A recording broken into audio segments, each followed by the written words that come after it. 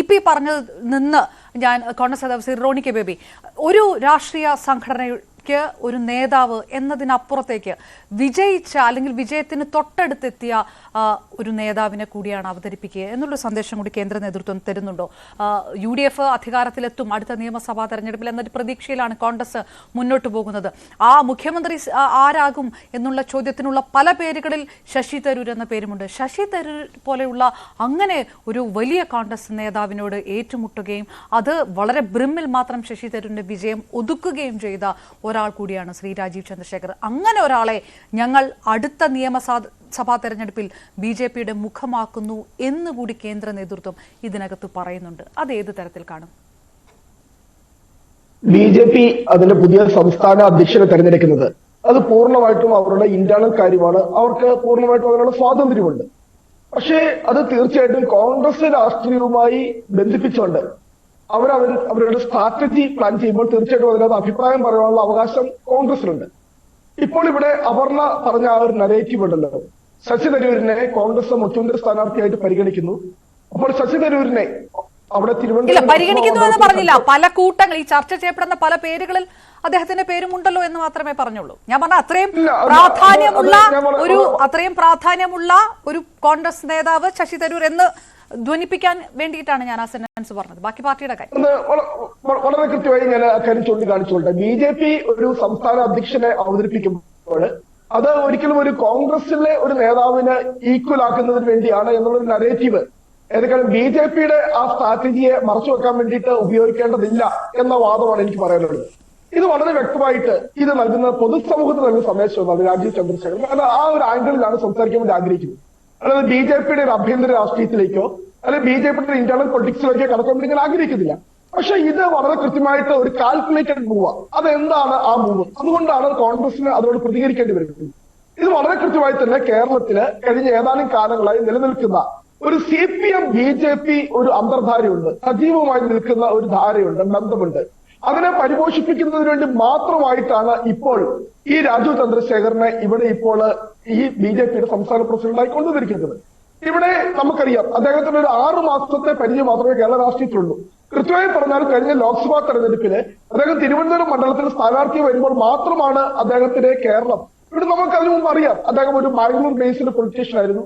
അദ്ദേഹം ആദ്യമായി കർണാടകയിൽ നിന്നാണ് രാജ്യസഭയിലേക്ക് എത്തുന്നത്. പിന്നീടാണ് അദ്ദേഹം BJP നേതാവാകുന്നത്, മന്ത്രിയാകുന്നത്. ഇപ്പോൾ കേരള രാഷ്ട്രീയത്തിലെ ഒരു 6 മാസത്തെ പരിചയം മാത്രമാണ് രാജീവ് ചന്ദ്രശേഖർക്കുള്ളത്. ഇപ്പോൾ പറയുന്നു അവിടെ തിരുവനന്തപുരം ലോക്സഭാ മണ്ഡലത്തിൽ ശക്തമായ മത്സരം കാഴ്ചവെച്ചതാണ് അദ്ദേഹത്തെ സംസ്ഥാന പ്രസിഡന്റായി പരിഗണിക്കുവാനുള്ള യോഗ്യതയെങ്കിൽ ഇതിനു മുമ്പ് രാജഗോപാൽ ഉണ്ടായിരുന്നല്ലോ. രാജഗോപാൽ 10,000 വോട്ടിൽ താഴെ മാർജിനാണ് ശശി തരൂരിനോട് തോറ്റത്. ഇവിടെ ഇദ്ദേഹം ഏകദേശം 25,000 മാർജിനിലേക്കാണ് രാജീവ് ചന്ദ്രശേഖർ പോയിരിക്കുന്നത്. അപ്പോൾ ഏറ്റവും മാർജിൻ കുറച്ച് തോറ്റത് ആരാണെന്ന് ചോദിച്ചു കഴിഞ്ഞാൽ രാജഗോപാലാണ്. ആ രാജഗോപാൽ ഒരിക്കലും പിന്നീട് BJPയുടെ സ്റ്റേറ്റ് പ്രസിഡന്റ് വന്നിട്ടില്ല. ഇവിടെ വളരെ വ്യക്തമാണ്. ഇവിടെ K. സുരേന്ദ്രനെ മുന്നിൽ നിർത്തിക്കൊണ്ട് BJP കളിച്ച രാഷ്ട്രീയം എന്താ? കഴിഞ്ഞ 5 വർഷം ഇവിടെ കോൺഗ്രസിനെ ദുർബലപ്പെടുത്തുക. ഈ 5 വർഷം BJPയുടെ ക്യാമ്പയിൻ മുഴുവൻ കോൺഗ്രസിനെതിരായിരുന്നു. കേരളം ഭരിക്കുന്ന പിണറായി വിജയനെതിരെ അവർ ഒന്നും പറഞ്ഞിട്ടില്ല. അതൊരു കൃത്യമായ രാഷ്ട്രീയം. കാരണം എന്താ? ഇവിടെ K. സുരേന്ദ്രൻ ഒരുപാട് കേസുകളിലുണ്ട്. നമുക്കറിയാം ഈ പറയുന്ന കൊടകര കുഴൽപ്പണ കേസ് ഉൾപ്പെടെ, മഞ്ചേശ്വരം തെരഞ്ഞെടുപ്പ് കേസ് ഉൾപ്പെടെ പല കേസുകളിലും K. സുരേന്ദ്രനെ ഈ സംസ്ഥാന സർക്കാർ സഹായിച്ചു. തിരിച്ച് സംസ്ഥാന സർക്കാരിനെയും BJPയുടെ കേന്ദ്ര നേതൃത്വം സഹായിച്ചു. പിണറായി വിജയന്റെ മകൾ ഉൾപ്പെടെയുള്ള അല്ലെ തൃശ്ശൂരിലെ ബാങ്ക് പിന്നെ ഈ ക്രമക്കേടുകൾ ഉൾപ്പെടെയുള്ള എത്രയോ വിഷയങ്ങളില് അല്ലെ ലാവ്ലിൻ കേസുകൾ ഉൾപ്പെടെയുള്ള എത്രയോ വിഷയങ്ങളിൽ ഇപ്പം ഇവരുടെ രണ്ടുപേരും പൊതുശത്രുവാരാ. ഇതിനകത്ത് ഇനിയും മറന്നു നിൽക്കേണ്ട കാര്യമില്ല. വളരെ വ്യക്തമാണ്. കാരണം CPM തന്നെ ഇപ്പോൾ പറയുന്നുണ്ട് BJP ഫാസിസ്റ്റ് അല്ല, RSS ഫാസിസ്റ്റ് അല്ല, RSS എന്ന് പറയുന്നത് നിയോ ഫാസിസ്റ്റ് അല്ല. ഇവർക്ക് വളരെ കൃത്യമായി തന്നെ എന്താ ഒരു വീരപരിവേഷം ചാർത്തി കൊടുത്തുകൊണ്ട് RSS ഒക്കെ വല്ലാണ്ട് ആഘോഷിക്കുക. നോക്കുക, കേരളത്തിലെ CPM ആണ് ഞങ്ങൾക്ക് ഏറ്റവും നല്ല സർട്ടിഫിക്കറ്റ് നൽകിയിരിക്കുന്നത്. RSSന്റെ മുഖപത്രം ഒബ്സർവർ ലേഖനം എഴുതുന്നു, മുഖപ്രസംഗം എഴുതുന്നു. നോക്കൂ, CPM ആണ് പറയുന്നത് ഞങ്ങൾക്ക് ഏറ്റവും നല്ല സർട്ടിഫിക്കറ്റ് നൽകുന്നു. അപ്പോൾ വളരെ വ്യക്തമായി ഞാനൊരു കാര്യം വളരെ പറയാം. കഴിഞ്ഞ തെരഞ്ഞെടുപ്പിലെ നിയമസഭാ തെരഞ്ഞെടുപ്പിൽ ഇവിടെ K. സുരേന്ദ്രൻ പറഞ്ഞതാ ഞങ്ങൾക്ക് 35 സീറ്റ് കിട്ടിയാൽ കേരളം BJP ഭരിക്കും. അത് തന്നെയാണ് ഇപ്പോൾ ഈ പറയുന്ന രാജീവ് ചന്ദ്രശേഖർ ഇവിടെ പ്രധാനമന്ത്രി നരേന്ദ്രമോദിയും അമിത്ഷായുടെ മുമ്പിൽ പറഞ്ഞിരിക്കുന്നത്. അടുത്ത നിയമസഭാ തെരഞ്ഞെടുപ്പിൽ നമ്മൾ 15 സീറ്റ് കേരളത്തിൽ നേടും. 15 സീറ്റ് നേടിയാൽ കേരളം നമ്മൾ ഭരിക്കും. എങ്ങനെയാണ് 15 സീറ്റ് നേടുന്ന BJP കേരളം ഭരിക്കാൻ പോകുന്നത്? അവിടെയാണ് വളരെ കൃത്യമായി തന്നെ ഇവിടെ CPM-ഉം BJP-യുമായിട്ടുള്ള ഇവരുടെ രാഷ്ട്രീയം വളരെ വ്യക്തമായി. രണ്ടുപേർക്കും ആഗ്രഹം കോൺഗ്രസ് വിരുദ്ധ രാഷ്ട്രീയമാണ്. അതുകൊണ്ടാണ് രാജീവ് ചന്ദ്രശേഖർ കഴിഞ്ഞ ലോക്സഭാ തെരഞ്ഞെടുപ്പിൽ ഉൾപ്പെടെ ഈ കഴിഞ്ഞ 6 മാസം അദ്ദേഹം 6 മാസമായി തിരുവനന്തപുരം കേന്ദ്രീകരിച്ച് പ്രവർത്തിക്കുകയാണല്ലോ. അദ്ദേഹത്തിന്റെ സോഷ്യൽ മീഡിയ അക്കൗണ്ടുകൾ ഞാൻ ഈ ചർച്ചയിലേക്ക് വരുന്നതിന് മുമ്പ് പരിശോധിച്ചു. എവിടെയെങ്കിലും അദ്ദേഹം CPM-നെ കുറ്റം പറഞ്ഞിട്ടുണ്ടോ? CPM-നെ വിമർശിച്ചിട്ടുണ്ടോ? അദ്ദേഹത്തിന്റെ രാഷ്ട്രീയം മുഴുവൻ കോൺഗ്രസ് വിരുദ്ധ രാഷ്ട്രീയം. അതെന്താണ്? കേരളത്തിലെ ഏറ്റവും പ്രധാനപ്പെട്ട പ്രതിപക്ഷ പാർട്ടിയെ നിൽക്കുന്ന അടുത്ത തെരഞ്ഞെടുപ്പിൽ 2026 നിയമസഭാ തെരഞ്ഞെടുപ്പിൽ ജയിക്കുവാനുള്ള എല്ലാ സാധ്യതകളുമുള്ള കോൺഗ്രസിനെതിരെ എല്ലാവരും ഇവരാണ് സംസാരിക്കുന്നത്. ഇവരാണ് സംസാരിക്കുന്നത്, കോൺഗ്രസിനെതിരെയാണ് സംസാരിക്കുന്നത്. CPM-നെതിരെ കേരളം ഭരിക്കുന്ന അല്ലെങ്കിൽ കഴിഞ്ഞ 9 വർഷമായി കേരളത്തിൽ ഇത്രയും മുഴുവൻ ഉണ്ടാക്കിക്കൊണ്ട് കേരളത്തിന്റെ സമ്പദ് വ്യവസ്ഥ തകർന്ന് തരിപ്പണമായി സമസ്ത ശ്രീ റോണിക്ക് ബേബി, തിരുവനന്തപുരം പോലെയുള്ള ഒരു സ്ഥലത്ത് ഒരു നഗര കാഴ്ചപ്പാടിൽ പുതിയ തലമുറയെ അഡ്രസ്സ് ചെയ്തുകൊണ്ടുള്ള ഒരു രാഷ്ട്രീയം മുന്നോട്ട് വെക്കുക, അതാണല്ലോ ശ്രീ രാജീവ് ചന്ദ്രശേഖറും ശശി തരൂരും ചെയ്ത്. അതാണ് അത് ക്ലിക്കാകുകയും ജനങ്ങൾ അദ്ദേഹത്തെ സ്വീകരിക്കുകയും ചെയ്തു. അദ്ദേഹവും പിന്നെ ഫേസ്ബുക്ക് പോസ്റ്റുകളിലും സ്വാഭാവികമായിട്ടും CPM-നെ വിമർശിക്കുന്ന ഫേസ്ബുക്ക് പോസ്റ്റുകൾ താങ്കളും കണ്ടിട്ടുണ്ടാവില്ലല്ലോ.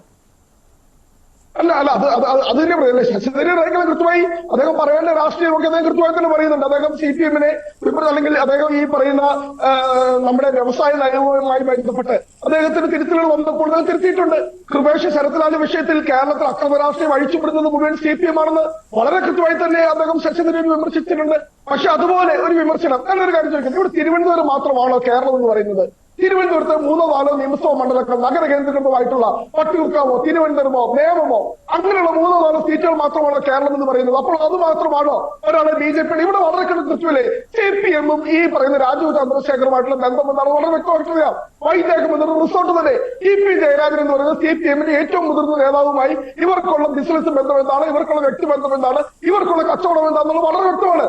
അപ്പോൾ ഇപ്പോൾ BJP എടുത്തിരിക്കുന്നതാണ്. ഞാൻ ചോദിച്ചോട്ടെ, ഇവര് സംസ്ഥാന പ്രസിഡന്റ് കൊണ്ട് ശോഭാ സുരേന്ദ്രൻ താഴെ തൊട്ട് എത്രമാത്രം സമരങ്ങളിലൂടെ കേരളം മുഴുവൻ ഓടി നടന്ന് സംഘടിപ്പിച്ച MD രമേശ് എത്രയോ വിദ്യാർത്ഥി പ്രക്ഷോഭങ്ങളിലൂടെ ABVP-യിലൂടെ യുവമോർച്ചയിലൂടെ വളർന്നു വന്ന ഒരു നേതാക്കളാണെങ്കിൽ അവരെ എല്ലാം മാറ്റി നിർത്തി എന്താ ഒരു ടെക്നോക്രാറ്റിനെ കൊണ്ടുവരുന്നതിന്റെ രാഷ്ട്രീയം ഞങ്ങളതേ മാത്രമോട് ചർച്ച ചെയ്തുള്ളൂ. BJP-യുടെ സ്റ്റേറ്റ് പ്രസിഡന്റായി ആരെയും കൊണ്ടുപോകാനുള്ള പൂർണ്ണ സ്വാതന്ത്ര്യം അവർക്കുണ്ട്.